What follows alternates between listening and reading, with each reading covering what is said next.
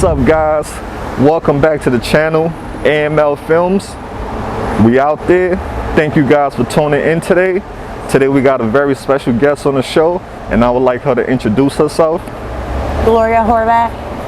Nice to meet you. How old are you? 35. Where are you originally from? I grew up in Newark, New Jersey, and I've been here since 2 years. 2 years? Yes. Tell me a little bit about your childhood. Well, I grew up a beautiful life. My family was very wealthy. I had a stepdad. My mom got one when I was 7. So he passed away when I was 19. He was a big gambler. Never had problems growing up, abuse or money, but when he passed away, my mom remarried a year later. I eventually got married, had my own kids, and I was 4 years in that marriage, broke up 2 years later, got in another marriage, had a baby with him right away, and that's when, things was crazy. He was abusive, he cut himself. I had 2 children when I got with him, so my daughter was 4 and my son was 2, but my parents was raising my 4-year-old girl, and I had my 2-year-old boy with me. I got pregnant right away in this relationship, so tried to break up with him when I was 4 months pregnant, got back with him at 8 and a half months pregnant, had the baby thinking he'll change when he sees his first baby. I was 25 at the time, and it got worse there, and we were in Baltimore, and his family came down from Connecticut to help us. So I think I was only 2 weeks in Connecticut, and police kept coming every day because he kept cutting himself or whatever, and I wanted to break up with him. I had my son only with me. My son was, 2.5, and I got involved with social services. They took the kids. They called for family to come get me, and there was no one around. So they had my case homeless and no job. That drove me crazy. I fighted them for 11 months, and I tried looking for a job, couldn't find a job. I was very sick, and I didn't understand why, but there was a lot going on. 11 months straight fighting them, and they didn't offer any kind of help out in Connecticut. So they took a 3-week-old little girl from me, and my son, I lied to you, my son was 4 years old. My son was 4 and my girl was 3 weeks old. So I started going on painkillers, went to all kinds of doctors. Nobody couldn't understand what's my problem, what's the pain. So I just went on pain pills for a year, 2 years. A lot of other problems I kept running into, like couldn't understand why was I sick or whatever. I eventually, 2 years ago, I found out that I had cancer. I had stage 3 colon cancer, and I did chemo a year ago. I was ready for death. They did surgery. They took half of my colon, my appendix, 13 lymph nodes. My mom had bring me out here to Philadelphia to do chemo through Fox Chase. So I did my chemo. I stopped the opiates. I was very, very bad. I was shooting up at the time. But when I got in the cancer doctor, I was with them for 6 months. I got out, went on Suboxone for maybe 3 months, 4 months, and then I fell right back again on drugs. And I've been on the streets since now a year and a half, and it's been very hard. A lot of times it's hard to recover for my children, but there is reasons why people go on drugs. I'm not around nobody in my family. A lot of times I can't even look my mom in the face because of my loss. So I'm stuck out here on the streets. I mean, I get high for the pain.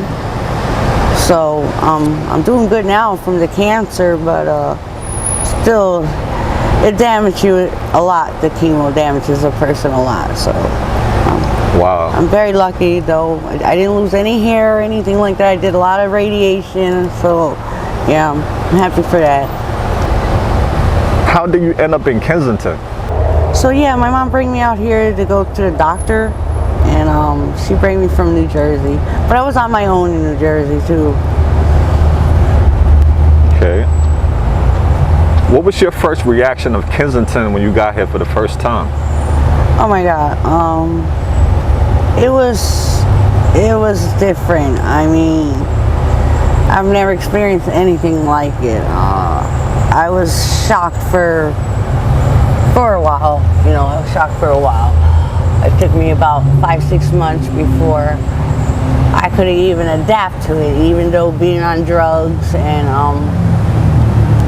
it took a while before I adapt to it. Everything was different. So like, yeah, it was one hell of an experience. But there is good people out there. And I agree. So tell me, what is your drug of choice? I do heroin, I smoke crack. How long have you been doing both drugs for? I've been 8 years now. 8 years I've been on drugs. And how does it make you feel? To me, they're both medicine, to be honest with you. What's the difference between heroin and fentanyl? There's a big difference. Big difference. Can you explain to us a little bit of differences? It's a lot stronger. Once you're hooked on it, there's nothing else that will coat it to get off it. It's much stronger. It's much dangerous. It's more dangerous. Yeah. With the heroin, I was doing 4 or 5 bags one shot, and the fentanyl, it could only take 2-3 bags before someone falls out. So it's like I do 2 bags, 1 or 2 bags. Have you ever had a prostitute to make money to support your habit? No. You haven't gone that route yet? Not yet. I mean, the streets are very hard being having an addiction, but I never crossed that line yet. That's good to hear.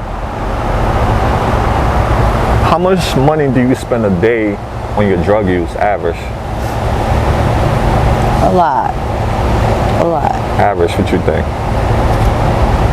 Average, just to say, okay, I got through the day, would be at least 100, 120, and that's just like, okay, I got through the day.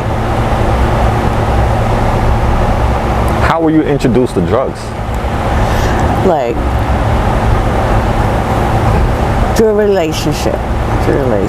I was in a bad relationship too. He didn't abuse me, but he would do drugs, and what type of drugs? He was on heroin, I was with him for 4 years. I experienced a lot of drugs before I found one that I felt was right for me. What are some of the drugs you experimented with? Well, I was an alcoholic for like almost a year, and then I did Xanax for like 6 months, and I smoked a little weed with it. Then I went on Molly, ecstasy. I did that for a year and a half.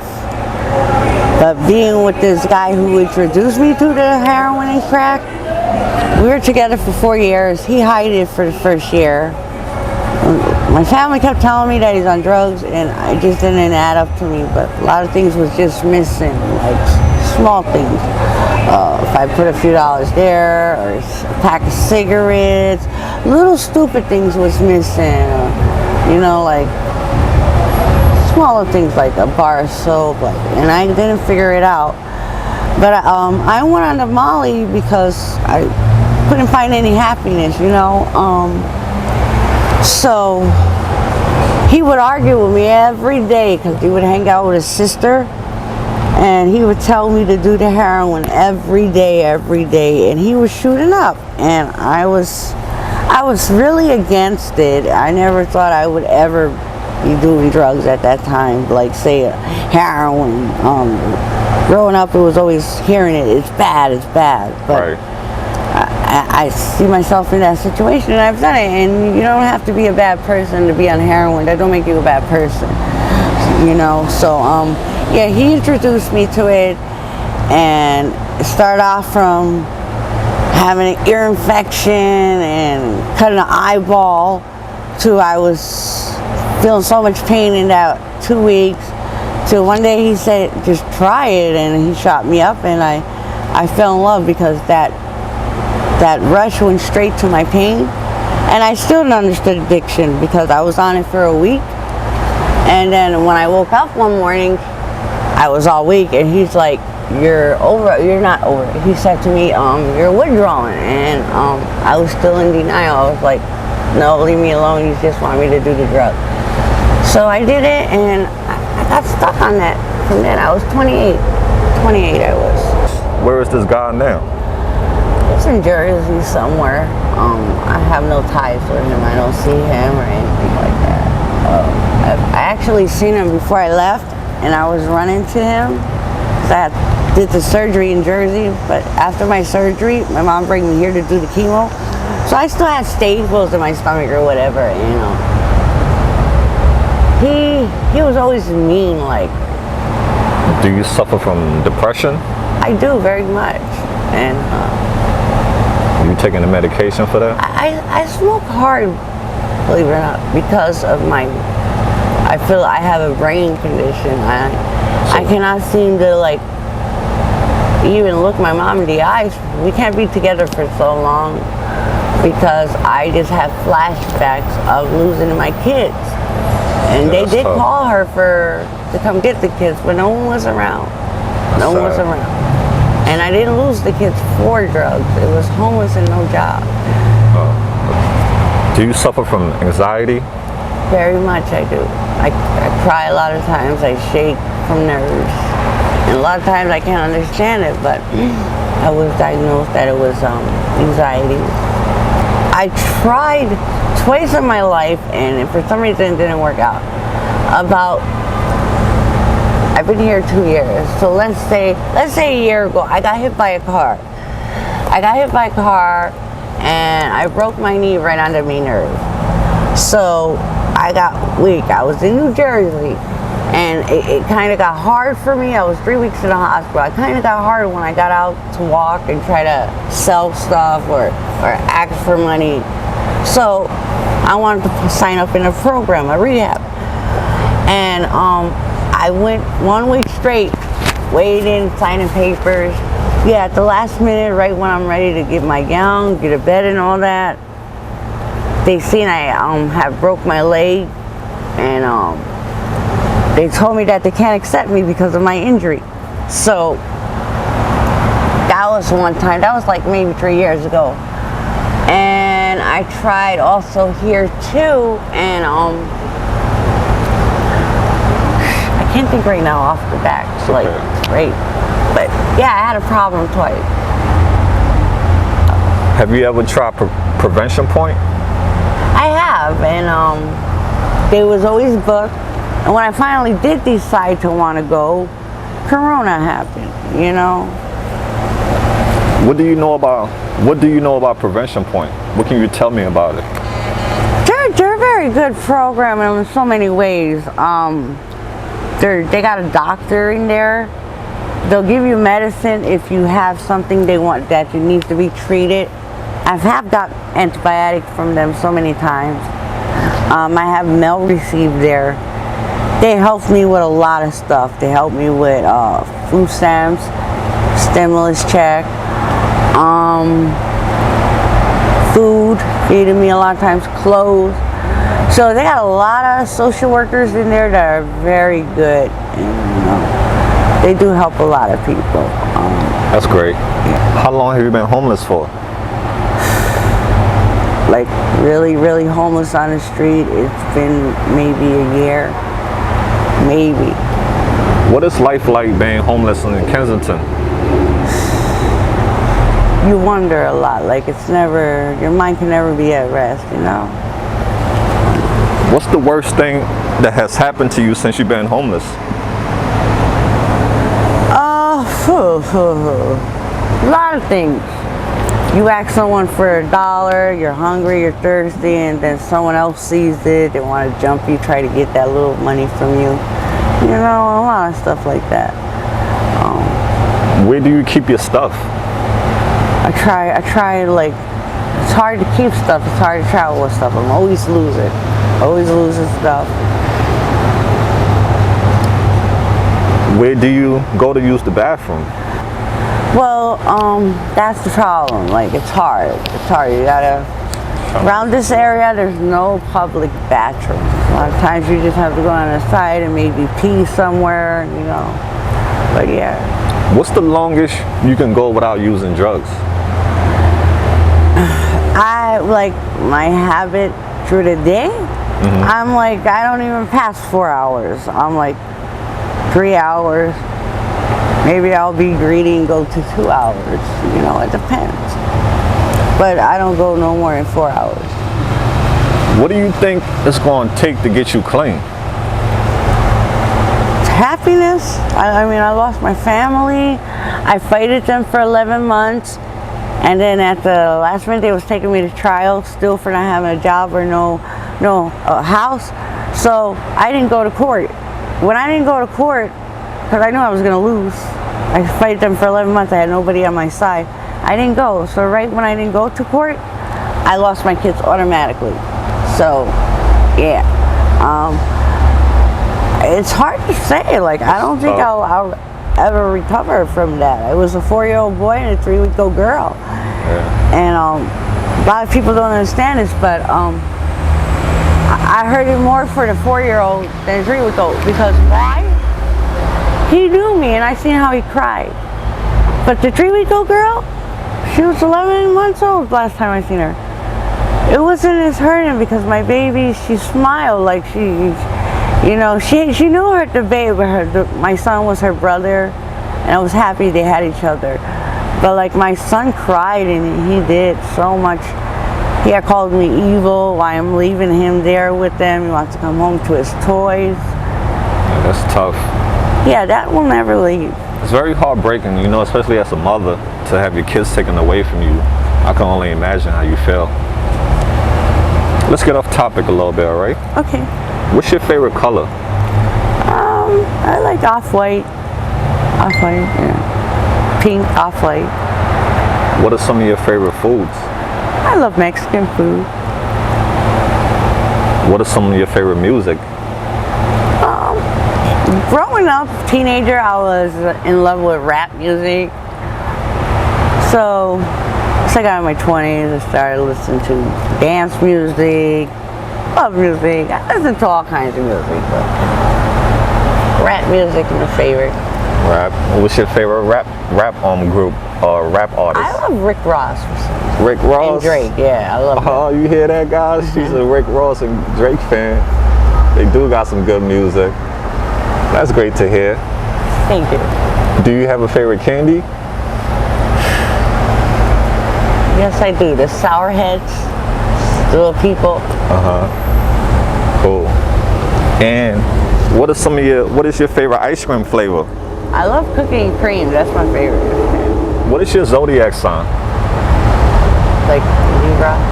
Libra in the building. So her birthday just passed. 26. Passed. 26. Well, happy belated birthday. Thank you. My son's birthday is on the 28th. So yeah, shout out to all the Libras out there. They very cool people. Thank you. What are some of your favorite hobbies? I can't even recall. Like, I forgot when's the last time I went to a restaurant, sat down and ate. When's the last time I went shopping? Do you have a spiritual or religious belief? I do. I believe in God, Jesus, and Pentecostal. Where do you believe you'll go when you die? That's a good question because when I did my surgery, I was in the hospital for a week, and they came to me and said that I have to go on chemo immediately as soon as they take the staples out. And I didn't understand anything, but like 10 doctors came to me and they had to get my mom on the phone. They couldn't tell me it on my own. They had to get family on the phone. And told me that I'm very bad, that it's an 80% chance the chemo's gonna come back. Once you cut it, it spreads. And I had a stage 3. Mine was a female. Mine throws out 10 tumors, not 1 tumor. So they say I'm bad, but as much as I believe in God and love God, I was scared. I was scared, and I was like, oh God, prepare me for heaven, because at that last second, like, it's a wake-up call. Like, It's definitely scary. so like, I wonder on that question, you know. It's all right. When you was a little girl, what do you want to become when you grow up? I wanted to be a teacher for preschoolers, 4 or 5-year-olds. So like, You love kids, right? I did. My dreams came a nightmare. Like, a person who lost kids, knew nothing about drugs, didn't whore around. I didn't do any of that to just be attacked that way. That was my dream job, to be a teacher, you know. When you look at yourself in the mirror, what do you see? You know, a lot of times I don't like looking in the mirror. A lot of people tell me I'm pretty, but I see a big change in me. Being on the opiates, it took a lot out of me. How does, your drug addiction make you feel? It makes me feel like I'm not good for anybody. I'm not pretty enough. I'm not trustworthy. Makes me feel dirty. I'm embarrassed all the way around. Like, I hate looking at myself in the mirror. Like, it's something I don't want to do. It's been like that since years. Okay, so you have 3 kids. Yeah. When was the last time you saw your children or spoke to them? Now, it's been 9 years. Social service took my 4-year-old and my 3-week-old. But my daughter was with her grandparents at the time, so they didn't get her. She was nowhere around Connecticut with me. So, they're on some kind of selfish shit. They're afraid if I see her, I'm gonna steal her because I lost my son. I haven't seen my daughter or my 2 kids are with the social services. My daughter is 14-year-old. I haven't seen my girl in 9 years, 8 years. That kills me every day of my life to know I definitely where agree. are those kids. Yeah. I think and believe with all my heart I was changed. I'm pretty sure your kids miss you. And I'm pretty sure one day they'll come looking for you. My mom told me she speaks to them. That's great. And my son, he's a big boy, he's 10-year-old, he wants a picture of me. Oh, that's nice. I want to see his mommy, see how his mommy They call misses her mommy. and If they was watching this video, what message would you like to send to them?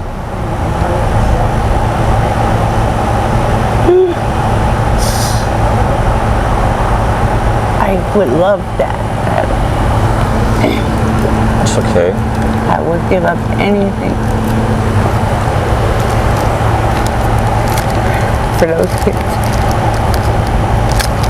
You are a great mother. Don't look at yourself as being a bad mom. This can happen to anyone.